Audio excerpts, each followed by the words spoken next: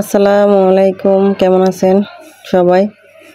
আশা করছি যে যেখানে আছেন আল্লাহর রহমতে ভালো আছেন।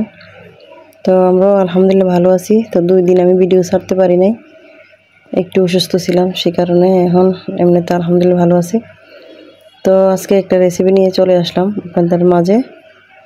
কেউ হয়তো এটা খান, কেউ হয়তো খান না, আর এটা কি নাম সবাই বলে যাবেন। তো আমি আজকে রান্না করেছি, আপনাদের সাথে শেয়ার করব। চিংড়ি মাছ দিয়ে রান্নাটা হবে। তো এই যে কুটে নিচ্ছি তরকারিটা, এটা উপর দিয়ে ছিলে তারপর কুটে নিয়েছি। ধনিয়া পাতা আছে সাথে, আর চিংড়ি মাছ আছে।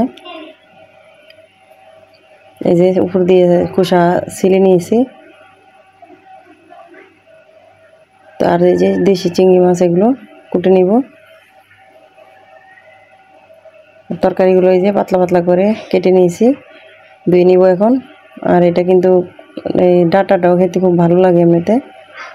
অনেকে হয়তো খায় না এই জিনিসটা, অনেকে খায়, পছন্দ করে। গরুর মাংস দিয়ে রান্না করলেও মজার হয়।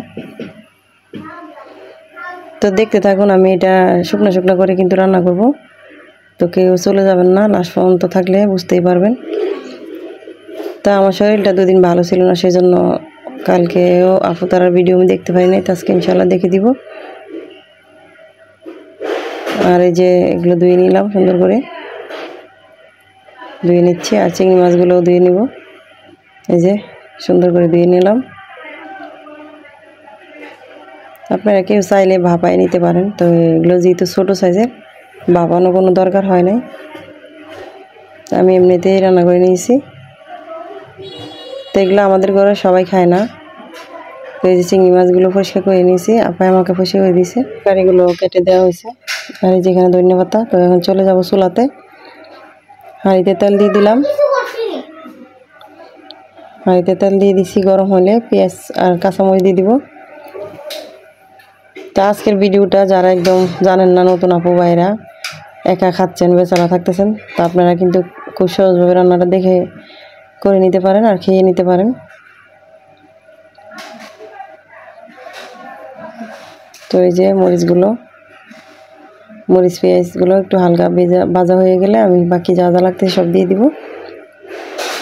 টমেটো দিয়ে দিলাম, চিংড়ি মাছগুলোও দিয়ে দিব সাথে, দিয়ে কিন্তু কষাই নিব ভালো করে।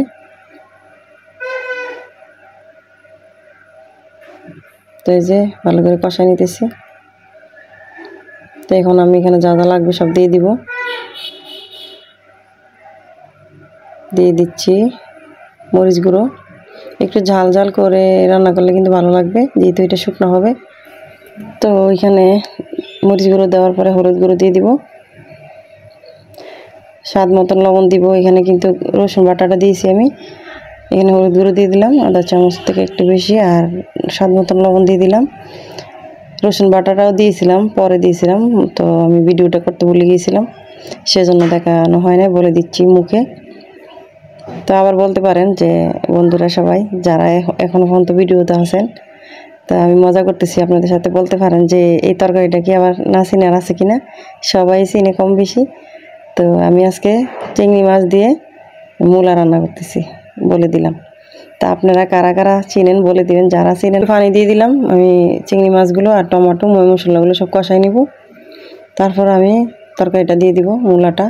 তো মূলা দিয়ে কিন্তু গরুর মাংস দিয়েও মজা হয়, যারা খান না একবার খেয়ে দেখতে পারেন।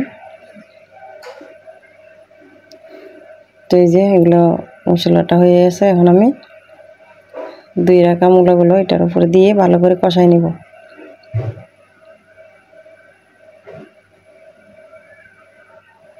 তো দিয়ে দিচ্ছি মূলাগুলো, দিয়ে মূলাগুলো আমি কষাই নিব ভালো করে। তো কেউ কিছু মনে করবেন না প্লিজ, আমি একটু মজা করলাম আপনাদের সাথে। তো এখন আমি মূলাগুলো দিয়ে ভালো করে কষাই নিচ্ছি। তো এইগুলো এখানে ব্যাঙ্গারিতে বিক্রি করতেছে, তো ভাবলাম একটা ভিডিও করব আপনাদের জন্য। আর নিয়ে নিই 1 কেজি নিয়ে, আমি অর্ধেক রান্না করছি, অর্ধেক আপাকে দিয়ে দিয়েছি। এই রান্নাগুলো সবাই খাবে না, আমি যদি খাই একটু করে।